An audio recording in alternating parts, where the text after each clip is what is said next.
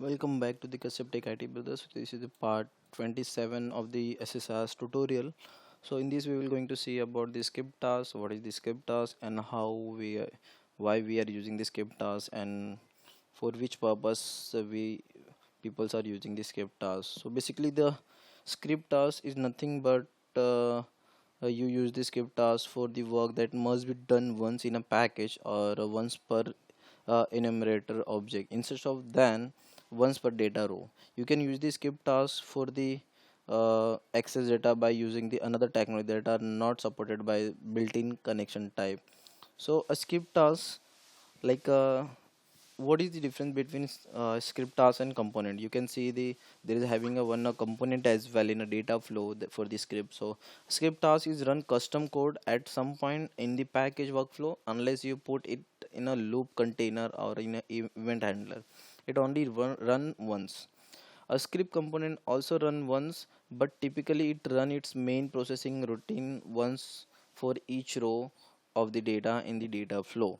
Okay, so let's see the with the example like what is the script task and how we are using.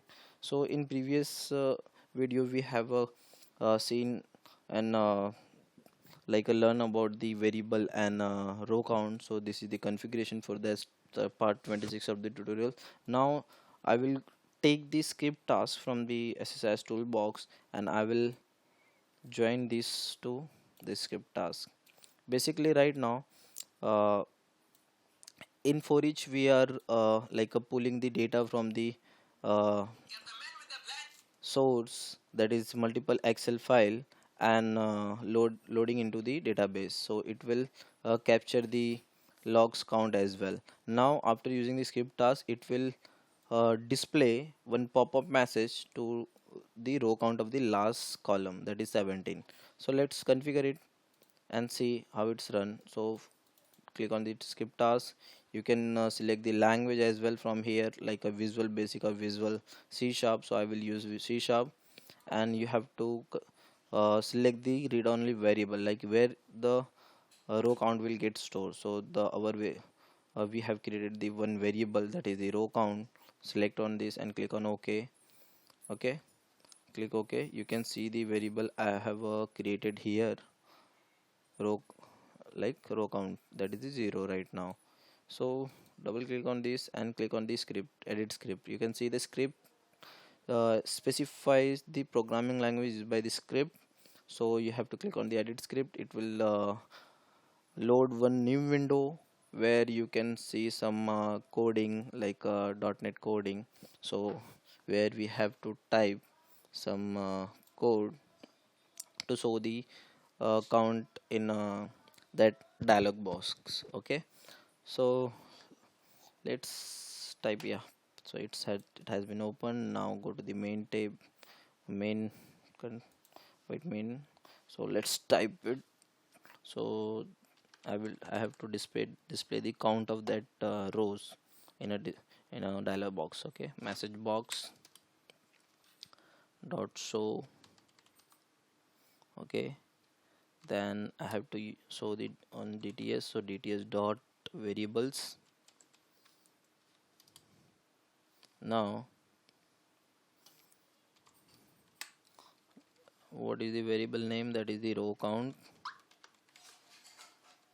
And after that, the values dot to string, sorry, not value, all value to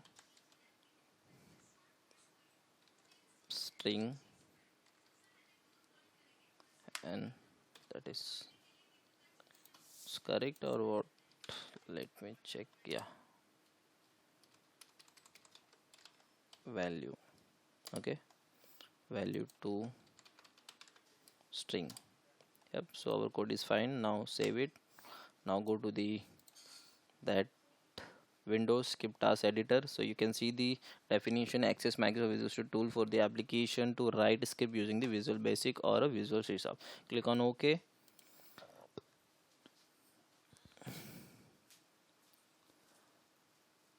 Yep, the window has been closed. Now it's saved. click on the saved, and let's run the package.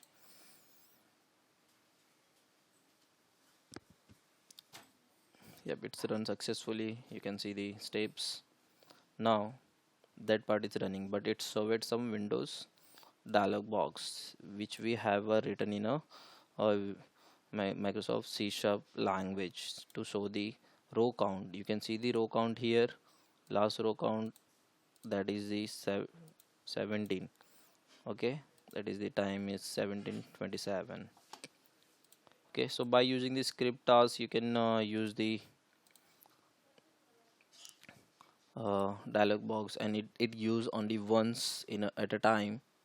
Okay, so it's a standalone script that can be run either via in a game command with the x command or by the run command in the script. Okay, so that's it. If you have any doubt, please let me know, or if you have any feedback, then please comment it, and please share and subscribe.